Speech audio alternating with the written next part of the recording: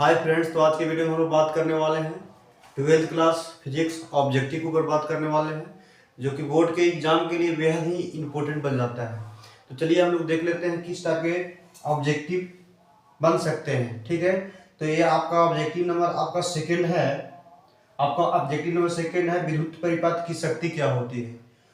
विद्युत परिपथ की शक्ति क्या होती है, आप स्क्रीन पर देख सकते हैं। विद्युत परिपथ की शक्ति क्या होती है, तो जानकारी के लिए बता दें, विद्युत परिपथ की जो शक्ति होती है जिसको पावर बोलते हैं, और पावर को किसे डिनोट करते हैं, पी से डिनोट करते हैं। और पी बराबर यहाँ पे तीन फार्मूला हम लोग जानते हैं। पी बराबर क्या होता है, वी स्क्वायर अपॉन में आर होता है, और वी इंटू आई होता है। इसके बाद इतना ही नहीं, आई स्क्वायर इंटू आर भी होता है। तो इस सवाल का आंसर क्या हो जाएगा, आप देख सकते हैं। इस सवाल का आंसर होगा वी स्क्वायर अपॉन में आर, जो कि सी इज करेक्ट आंसर है। अगेन हम लोग देख सकते हैं, अगेन सवाल क्या है आपका, थर्ड नंबर क्वेश्चन क्या है।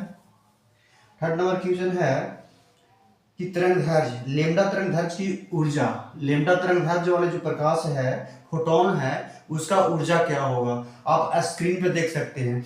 लेमडा तरंगदैर्घ्य वाली फोटोन की ऊर्जा क्या होता है। तो जानकारी के लिए बता दें, को जो फोटोन की ऊर्जा होता है, ये ऐसा बताया गया था कि जो प्रकाश का स्रोत है, इसमें जो है ऊर्जा के बहुत ही कार्य करता है। हम लोग ये भी जानते हैं, जो लाइट होता है ये फॉर्म ऑफ एनर्जी होता है, जो इमिट्स करता है ई बराबर एच इंटू न्यू को फॉर्म में।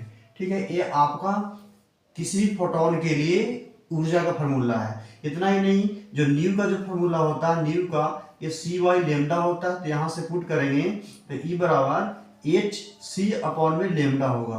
तो इस सवाल का आंसर क्या हो जाएगा, एच सी वाई लेमडा। आपका option number B is correct answer. इस सवाल का ऑप्शन जो है बी इज करेक्ट आंसर हो जाएगा। अगेन हम लोग देख लेते हैं। अगेन देखिए, अगेन आपका सवाल क्या है, अगेन आपका सवाल क्या है, आपका क्वेश्चन है नैंड गेट का बूलियन व्यंजक क्या होता है। नैंड गेट का बूलियन व्यंजक आप देख सकते हैं। नैंड गेट का बूलियन व्यंजक, तो सबसे पहले हम जानकारी के लिए बता दें कि जो लॉजिक गेट है, इसमें से एक क्वेश्चन जो है दिया गया है। लॉजिक गेट क्या होता है इसको देखिए।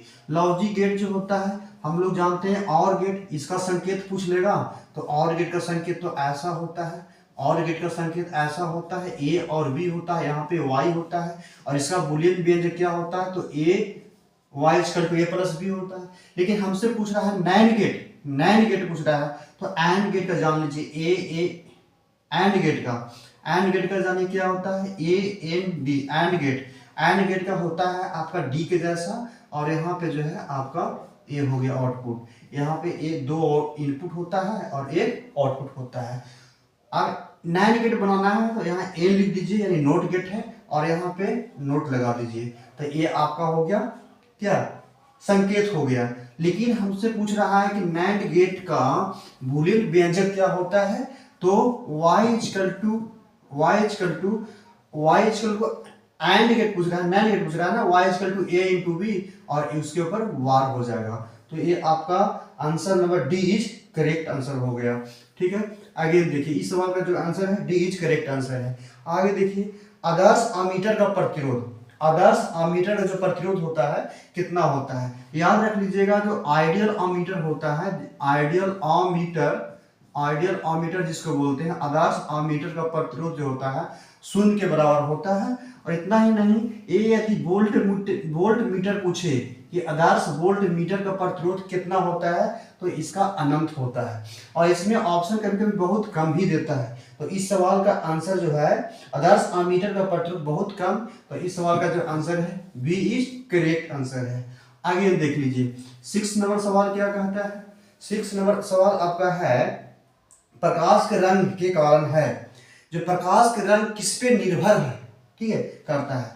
जो प्रकाश का रंग है ना, कलर ऑफ लाइट जो है, प्रकाश का रंग है, ये किस पे निर्भर करता है, तो याद कर जाइएगा, बहुत ही इंपॉर्टेंट है। ये प्रकाश के रंग जो है ये आपका आवृत्ति पर निर्भर करता है, जिसको हम फ्रीक्वेंसी बोलते हैं। और इतना ही नहीं, आवृत्ति बराबर 1/आवर्तकाल भी होता है। तो इस सवाल का आंसर क्या हो जाएगा, इसकी आवृत्ति पर निर्भर करती है, जो कि option number A is correct answer है।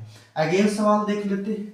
अगेन आपका क्या सवाल है, क्वेश्चन नंबर 7 क्या है, कह रहा है किसी बिंदुवत स्रोत से, किसी बिंदुवत स्रोत से परिमित, ठीक है, दूरी पर कैसा तरंगाग्र का निर्माण होगा। याद रखिएगा तरंगाग्र क्या होता है, तरंगाग्र, तरंगाग्र का मतलब होता है ना कोई एक स्रोत है और इस स्रोत से कंपन करने पर, कोई यदि कंपन कर रहा है, वो कंपन करने के बाद क्या होता है, कंपन करने के बाद एट इट इंस्टेंट टाइम, यानी किसी क्षणिक टाइम पर ऐसा देखा जाता है सभी कणों को स्थिति को मिला करके एक काल्पनिक रेखा दर्शाया जाता है और यही काल्पनिक रेखा को हम बोलते हैं तरंगाग्र। और यहाँ से तरंगाग्र जो होता है, यहाँ से 3 प्रकार के तरंगाग्र होते हैं। जिस प्रकार से आप पानी में पत्थर फेंकते हैं ना, तो पानी का जो लहर होता है ऐसे ऐसे प्रोपगेट करता है, उसी का जैसा ये तरंगाग्र होता है।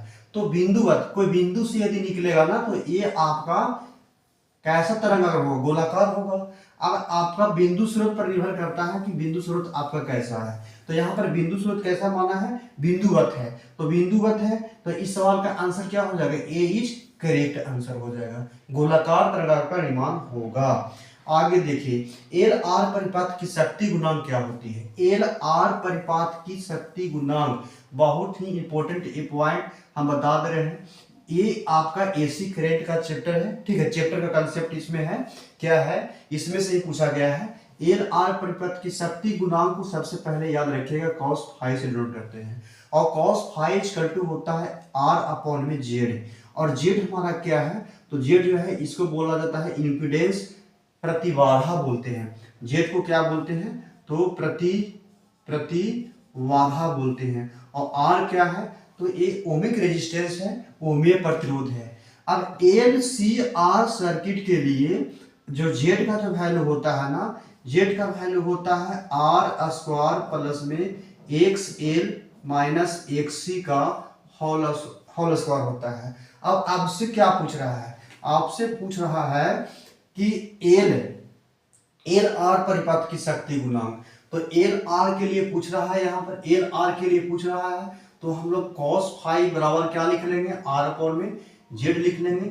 और किसका वैल्यू ये पूछ रहा है, एल आर के लिए, तो यहाँ पर देख लिया जाए, यहाँ पर आर हो जाएगा और यहाँ पे आपका जो है एल आर के लिए पूछ रहा है, तो एल आर के लिए पूछ रहा है, आर होगा ना, तो यहाँ से सी का वैल्यू खत्म हो जाएगा, यहाँ से सी का वैल्यू हटा लेंगे, तो सी का वैल्यू हटाने के बाद क्या बचेगा, आर स्क्वायर प्लस में एक्सएल का होल स्क्वायर, और एक्सएल इक्वल टू क्या होता है, ओमेगा इंटू एल होता है, और इसका स्क्वायर कीजिएगा तो इसका भी स्क्वायर करना पड़ेगा।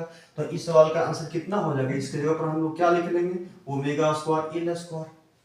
तो आपका ऑप्शन नंबर जो है बी इज करेक्ट आंसर होगा। तो इस सवाल का जो है option B is correct answer हो जाएगा। अगेन देख लीजिए, अगेन आपका क्या है, अगेन आपका क्वेश्चन कहता है, अगेन आपका क्वेश्चन क्या कह रहा है कि आवेश के पृष्ठीय घनत्व का मात्रा क्या होता है। आवेश का पृष्ठीय घनत्व सबसे पहले बता दें, आवेश के पृष्ठीय घनत्व क्या होता है। आवेश के पृष्ठीय घनत्व को सिग्मा से डिनोट करते हैं, और आवेश का आयतन घनत्व को रो से, और आवेश का रैखिक घनत्व को हम लोग डिनोट करते हैं लेमडा से। तो सिग्मा, रो और लेमडा ये क्या होता है, यहां पर देख लिया जाए हमें। अब सिग्मा को कहते हैं आवेश का पृष्ठीय घनत्व, रो को कहते हैं आवेश का आयतन घनत्व, और लेमडा को कहते हैं आवेश का रैखिक घनत्व। अब इसमें क्या करना है, Q अपॉन में A लिख देंगे, Q अपॉन में V लिख देंगे, और Q अपॉन में A लिख देंगे। रैखिक है तो L से, आयतन है तो V से, और पृष्ठीय घनत्व है तो यहाँ पे एरिया से डिवाइड कर देना है। तो इसका यूनिट पूछ रहा है, तो इसका यूनिट क्या हो जाएगा, कूलम प्रति मीटर स्क्वायर। इसका यूनिट क्या होगा, कूलम प्रति मीटर क्यूब। इसका यूनिट क्या होगा, कूलम प्रति मीटर। किसका पूछ रहा है, आवेश का पृष्ठीय घनत्व का। तो आवेश का पृष्ठीय घनत्व का यूनिट क्या हो गया, कूलम प्रति मीटर। तो इस सवाल का आंसर जो है ए इज करेक्ट आंसर हो जाएगा। अगेन हम लोग चलते, अगेन आपका सवाल क्या है, विद्युत द्विध्रुव के निरक्षीय स्थिति में विद्युत विभव का वैल्यू पूछ रहा है। देखिए विद्युत द्विध्रुव के निरक्षीय स्थिति में वैद्युत विभव का वैल्यू यदि पूछे तो हम लोग क्या जानते हैं, ए कोई आवेश क्यू है और यहाँ से आवेश एक प्लस होता है और दोनों आवेश के बीच का डिस्टेंस यदि हम 2a माने तो हाफ ऑफ करने पर इधर a और a हो जाएगा। और निरक्षीय स्थिति पर पूछ रहा है तो यहाँ पर r दूरी पर कोई पॉइंट मान लीजिए P। अब यहाँ से इसको ऐसे मिलाएंगे, यहाँ से इसको ऐसे मिलाएंगे तो इस पॉइंट पर प्लस चार्ज और माइनस चार्ज के कारण V का यानी इलेक्ट्रिक पोटेंशियल का वैल्यू, वैद्युत विभव का वैल्यू कितना होगा, तो दोनों वैल्यू आप यहाँ पे दोनों जो डिस्टेंस है आपस में इक्वल है, इसीलिए यहाँ पर इसका वैल्यू क्या हो जाएगा, 0 हो जाएगा। ठीक है, निरक्षीय पर पूछेगा तब, ये आपका निरक्ष के लिए है, निरक्षीय स्थिति में V का वैल्यू 0 हो जाएगा। अब H पर पूछ देता, यहाँ पर H पर पूछता तो हम लोग क्या निकालते, K इंटू P बटा में R स्क्वायर होता है, इसको भी आप याद रख लीजिएगा। अच्छा, यदि आपसे विभव का वैल्यू पूछा है, निरक्षीय स्थिति में वैद्युत क्षेत्र का वैल्यू यदि पूछता तो इसका वैल्यू होता है K इंटू पी बटा में आर क्यू। और अक्षीय स्थिति में यदि यहाँ पर पूछता तो K इंटू 2p बटा में आर क्यू। ये आपका अक्षीय स्थिति है और ये आपका निरक्षीय स्थिति है, इसको भी आप लिख लीजिएगा, चाहे स्क्रीनशॉट ले लीजिएगा। अगेन हम लोग चलते हैं, अगेन आपका सवाल क्या है, अगेन आपका सवाल है क्वेश्चन नंबर 11। क्वेश्चन नंबर 11 क्या है, सूर्य के प्रकाश का स्पेक्ट्रम कैसा होता है। सूर्य के प्रकाश का जो स्पेक्ट्रम होता है, ये आपका सूर्य है और यहाँ से जो सूर्य का प्रकाश यहाँ निकलती है तो इसका जो स्पेक्ट्रम बनता है ना, इसका रैखिक स्पेक्ट्रम बनता है। कैसा स्पेक्ट्रम, रैखिक और सतत होता है, लगातार होता है। तो इस सवाल का जो आंसर होगा सी इज करेक्ट आंसर हो जाएगा। अगेन देखिए, अगेन आपका क्या है, आप स्क्रीन पर देख सकते हैं, किसी गोलीय पृष्ठ के अंदर यदि प्लस क्यू आवेश रख दिया जाए तो संपूर्ण पृष्ठ से निकलने वाला, किसी गोलीय पृष्ठ के अंदर यदि प्लस चार्ज रख दिया जाए तो संपूर्ण पृष्ठ से निकलने वाला फ्लक्स का मान कितना होगा। तो हम लोग जानते हैं गॉस के प्रमेय से, गॉस के प्रमेय क्या कहता है कि किसी बंद पृष्ठ से गुजरने वाली कुल वैद्युत फ्लक्स उस पृष्ठ में उपस्थित कुल आवेश तथा वैद्युतशीलता का अनुपात ये फ्लक्स के बराबर होता है। तो इस सवाल का ऑप्शन क्या हो जाएगा, इस सवाल का जो आपका ऑप्शन हो जाएगा आप देख सकते हैं, इस सवाल का जो ऑप्शन नंबर आपका है बी इज करेक्ट आंसर है। और इतना ही नहीं, जानकारी के लिए बता दे कि एप्सिलॉन नॉट एयर के लिए जो वैल्यू होता है कितना होता है, 1 होता है। और यदि पानी के लिए पूछे, वाटर के लिए पूछे तो 80 होता है। और इतना ही नहीं, यदि मेटल के लिए पूछे तो इन्फिनाइट होता है, इसको भी लिख लीजिएगा। और यदि बता दे कि अगर अपेक्षिक परावर्तन का मात्रक पूछता तो ई बटा में ई नोट होता है, जो कि इसका कोई यूनिट नहीं होता है, कोई यूनिट नहीं होता है। अब इसका जब यूनिट नहीं होगा तो डायमेंशन भी नहीं होगा, इसको आप याद कर जाइएगा। अगेन हम लोग चलते हैं, नेक्स्ट सवाल क्या है, आपका कह रहा है कि बेलनाकार लेंस का व्यवहार किया जाता है। ठीक है, हाँ, बेलनाकार लेंस का उपयोग हम लोग कब करते हैं। देखिए, बेलनाकार लेंस का उपयोग हम लोग जैसे जैसे कोई व्यक्ति का एज बढ़ता है ना, तो हमारे आँख का जो रेटिना है, रेटिना प्रतिबिंब बनता है, तो जानते हैं। लेकिन जो हमारा सिलियरी मांसपेशियां का जो काम है, हमारे आँख का जो सिलियरी मांसपेशियां है, ठीक है, ऐसे जो होता है ना, ठीक है, आप ऐसे समझिए, ठीक है, यहाँ पर जो लेंस होता है हमारे आँख का और यहाँ जो आपका सिलियरी मांसपेशियां होता है, ये आँख के लेंस को होल्ड करने का काम करता है। और जैसे जैसे व्यक्ति का एज बढ़ता चला जाता है ना, तो सिलियरी मांसपेशियां में लुजलापन आ जाता है, लूजनेस हो जाता है, जिसके कारण कोई वृद्ध व्यक्ति जिसका एज ज्यादा है वो किसी खास पॉइंट पर फोकस नहीं कर पाते हैं। ठीक है, तो इस प्रकार के दोष को दूर करने के लिए हम लोग बेलनाकार लेंस का प्रयोग करते हैं, जिसको हम इस दोष को बोला जाता है अस्टिग्मेटिज्म। तो इस सवाल का आंसर जो है सी इज करेक्ट आंसर हो जाएगा, इसको भी आप याद कर जाइएगा। इस सवाल का आंसर आपका क्या होगा? सी इज करेक्ट आंसर होगा। अगेन देखिए 60 वाट और 40 वाट के दो बल्ब है और दोनों बल्ब को किसमें लगाया है? श्रेणी क्रम में। बहुत इंपॉर्टेंट सवाल है, इसको देखिएगा। 60 वाट और 40 वाट के दो बल्ब है, यदि इसे हम समांतर में लगाएंगे तब कितना आंसर होगा, और इसे यदि हम श्रेणी क्रम में लगाएंगे तब कितना आंसर होगा। तो बता दे, यदि समांतर वाला बोलेगा तो मान लीजिए ये P1 है, ये आपका क्या है? P1 है, और ये आपका क्या है? P2 है, और श्रेणी क्रम में लगाया है तो इसका डायरेक्ट आंसर हम बता देते हैं, ट्रिक बता देते हैं। ये दोनों को क्या करना है? गुणा करना है और नीचे में जोड़ देना है। क्या करना है? ऐड करना है। अब इसका आंसर कितना आया? आप देखिए 40 इंटू में 60 अपॉन में 100 हो जाएगा, ये कट जाएगा तो कितना होगा? 24 वाट। ठीक है, दोनों को अगर हम ऐड कर रहे हैं तो समतुल्य पावर कितना हो जाएगा श्रेणी क्रम में जोड़ने के बाद? 24 वाट। अब यदि हम पैरेलल में जोड़ते हैं, यदि हम पैरेलल में जोड़ रहे हैं तो डायरेक्ट ऐड हो जाएगा P1 प्लस में P2, जो कि आपका 100 वाट आएगा। तो इस सवाल का आंसर श्रेणी के लिए पूछा है, तो इस सवाल का आंसर कितना होगा? 24 वाट, जो कि ऑप्शन नंबर आपका है, option number D correct answer. Again देखिए, अगेन आपका सवाल क्या करता है? अगेन आपका क्वेश्चन है, आपका क्वेश्चन है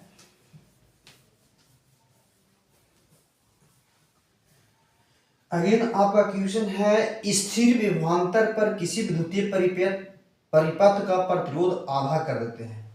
विभवांतर को स्थिर रखा है, विभवांतर को स्थिर रखा है, और किसी चालक का प्रतिरोध जो है इसको क्या कर दिया है? आधा, और इससे प्रवाहित धारा आई होगा, तो उसमें उष्मा का मान कितना होगा? तो हम लोग जानते हैं H बराबर हीट बराबर आई स्क्वायर आर टी।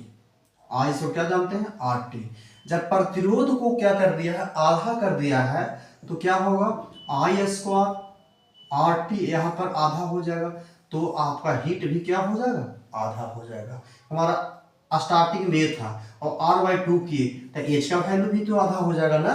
तो इस सवाल का आंसर क्या हो गया? इस सवाल का जो आंसर होगा ए इज करेक्ट आंसर। इस सवाल का जो आंसर होगा ए इज करेक्ट आंसर हो जाएगा। आगे देखिए, आगे देखिए आपका 16 नंबर सवाल क्या है? 16 नंबर सवाल क्या कहता है? कहता डायनेमो किसके सिद्धांत पे क्या करता काम करता है? डायनेमो या एसी जनरेटर किसके सिद्धांत पे कार्य करता है? डायनेमो या एसी जनरेटर जो है आपका विद्युत चुम्बकीय प्रेरण के सिद्धांत पे कार्य करता है। याद रखिएगा, डायनेमो या एसी जनरेटर विद्युत चुम्बकीय प्रेरण के सिद्धांत पे कार्य करता है, इलेक्ट्रोमैग्नेटिक इंडक्शन के सिद्धांत पे कार्य करता है। और यही इतना ही नहीं बता दें, जो एसी जनरेटर होता है, एसी जनरेटर का जो ये आपका रेक्टेंगुलर जो होता है ऐसे, इसको बोलते हैं क्रोड, इसको बोलते हैं क्रोड।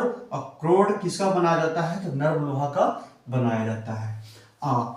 डायनेमो या जनरेटर जो होता है ये क्या करता है? यांत्रिक ऊर्जा को विद्युत ऊर्जा में बदलने का काम करता है। आगे देखिए क्वेश्चन नंबर 17 नंबर क्वेश्चन क्या कहता है? पृथ्वी के लिए चुंबकीय ध्रुव पर, चुंबकीय ध्रुव जो है पृथ्वी के चुंबकीय ध्रुव पर नमन कोण का मान कितना होता है? पृथ्वी के चुंबकीय ध्रुव पर नमन कोण का, नमक लिख दिए सॉरी, नमन कोण का जो मान होगा ये 90 डिग्री होगा। तो इस सवाल का आंसर जो है सी इज करेक्ट आंसर। ठीक है, अगेन 18 नंबर सवाल क्या है? 18 नंबर क्वेश्चन क्या होगा? 18 नंबर क्वेश्चन क्या है? जितने समय में कोई रेडियो एक्टिव पदार्थ की प्रारंभिक अवस्था का उसका परिमाण जो है आधा हो जाता है तो उसको क्या कहते हैं? उसको बोलते हैं अर्ध आयु काल। क्या बोलेंगे? अर्ध आयु काल बोलते हैं। तो इस सवाल का आंसर कितना हो जाएगा? तो इस सवाल का आंसर जो है आपका बी करेक्ट आंसर हो जाएगा। ठीक है, और अर्ध आयु काल बराबर एक और याद कर जाइएगा 0.693 होता है अपॉन में लेम्डा। ये बहुत ही इंपॉर्टेंट फॉर्मूला है, इसको याद ही कर जाइएगा। तो इस सवाल का आंसर बी हो गया, और अर्ध आयु काल बराबर 0.693 बटा में लेम्डा। लेम्डा क्या है? तो तरंगदैर्घ्य है। अगेन देखिए, अगेन आपका 19 नंबर सवाल क्या है? अगेन आपका 19 नंबर सवाल क्या है कि एन अपर्तनांक वाले प्रिज्म का कोण ए है, तो न्यूनतम विचलन का मान निकालना है। देखिए ये कोई प्रिज्म है, ये कोई प्रिज्म है, और यहाँ पर ए लिखे हैं, यहाँ कोई बी लिखे हैं।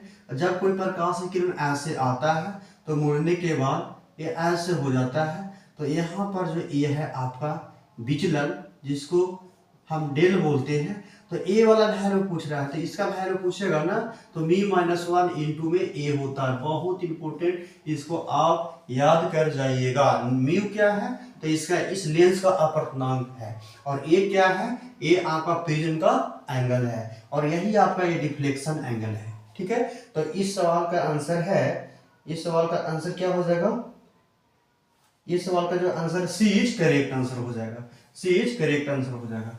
अगेन हम लोग देख लेते हैं, अगेन आपका 20 नंबर सवाल है। आपका 20 नंबर सवाल क्या कहता है, दो लेंस जिनकी क्षमता 15 डायोप्टर और दो लेंस है जिसका क्षमता जो है -15 डायोप्टर है, और एक की क्षमता जो है 5 डायोप्टर है। अब इसका क्या पूछ रहा है, इसका पूछ रहा है संयुक्त फोकस दूरी कितना होगा। कुछ नहीं करना है, P बराबर होता है P1 प्लस में P2 होता है। अब P बराबर कितना हो गया, P बराबर यहाँ पर 5 डायोप्टर प्लस में 5 डायोप्टर रखेंगे तो यहाँ पर कितना है 10 डायोप्टर। अब यहाँ पर 10 डायोप्टर आया है, P बराबर ये आपका 10 डायोप्टर, ये आपका संयुक्त क्या निकला, पावर निकला। और हम लोग जानते हैं P बराबर 1/F होता है, और यहाँ पे साइन क्या है, पावर आपका माइनस है ना, तो यहाँ पर आप कैलकुलेट कीजिएगा ना, तो ये आपका F बराबर क्या निकल जाएगा, यहाँ से ये आपका F बराबर 1/P माइनस में, और यहाँ पे रखिएगा जब, तो ये आपका माइनस आपका 10 आ जाएगा, और 10 आने के बाद इसको क्या करेंगे, -0.1 लिखेंगे, और एक फोकस दूरी जो होता है मीटर में होता है, और 100 से गुना करेंगे तो आपका 10 सेंटीमीटर इज करेक्ट आंसर, मान 10 सेंटीमीटर, तो आपका बी इज करेक्ट आंसर।